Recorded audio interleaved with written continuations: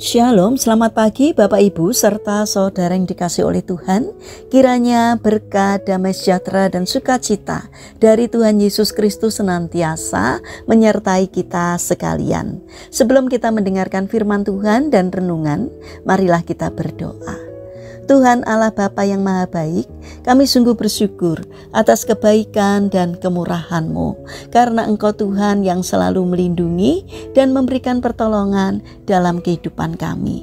Jika saat ini kami akan mendengarkan firman-Mu, kami memohon Tuhan mengurapi kami dengan Roh Kudus-Mu agar kami dapat mengerti dan memahami apa yang Tuhan sampaikan kepada kami.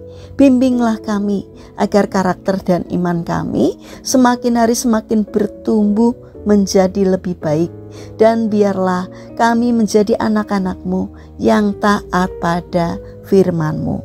Terima kasih Tuhan, di dalam nama Tuhan Yesus Kristus kami sambut berkat firman-Mu. Amin.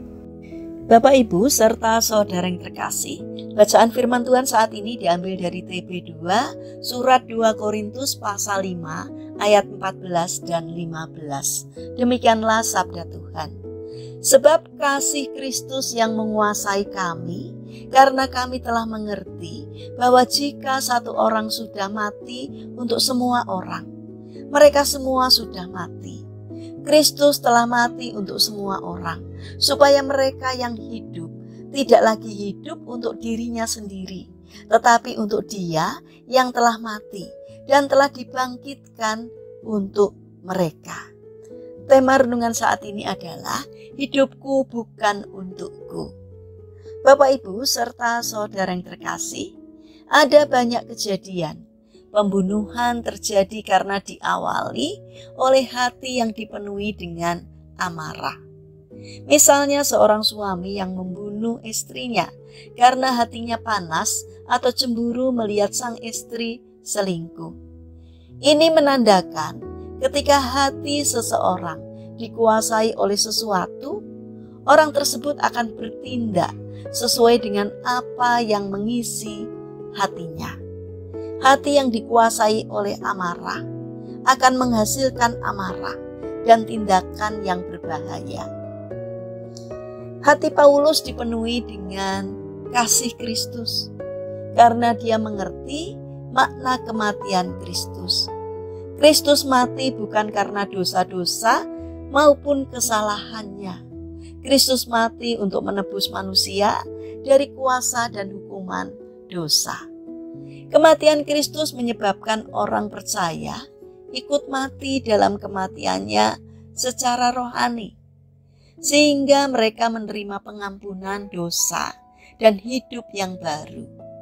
Kasih seperti ini yang menguasai Paulus, menekan dalam hati dan dirinya sehingga ia menjalani hidupnya bukan lagi untuk dirinya sendiri, melainkan untuk Tuhan.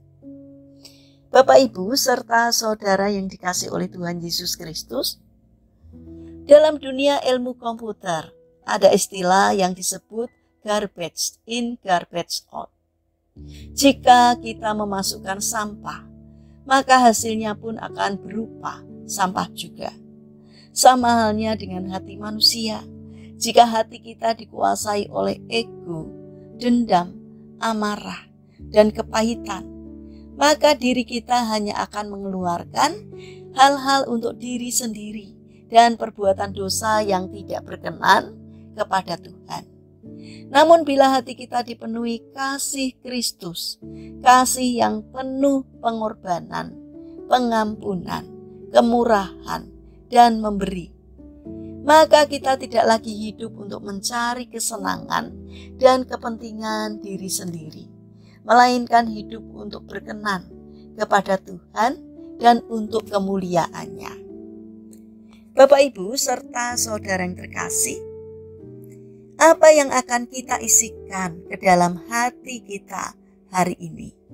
Isilah dengan firman Tuhan dan berdoalah kepadanya. Pahami dalam alami kasih Kristus yang Ia berikan kepada kita secara pribadi.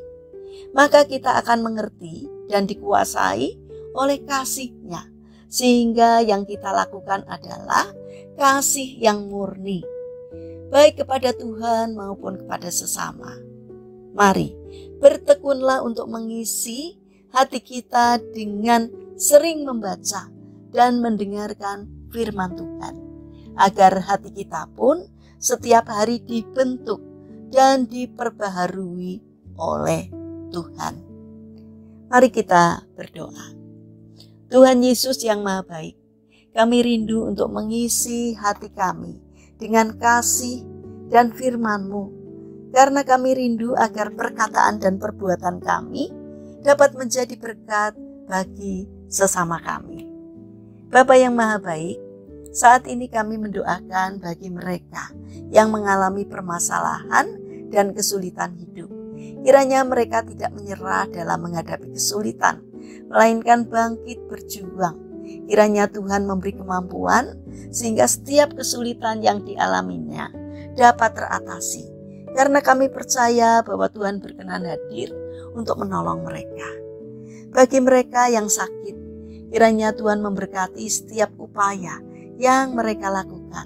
Kiranya Tuhan berkenan untuk menjamah dan menyembuhkannya. Bapa yang Maha Baik, saat ini kami ingin menyerahkan setiap rencana aktivitas kami hari ini kepadamu.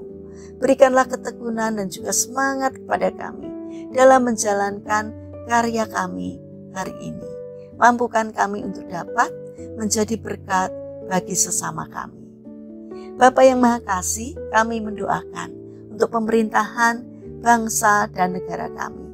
Kiranya Tuhan berbelas kasih untuk memberi hikmat kepada para pemimpin bangsa kami dan juga kepada para pejabat pemerintahan.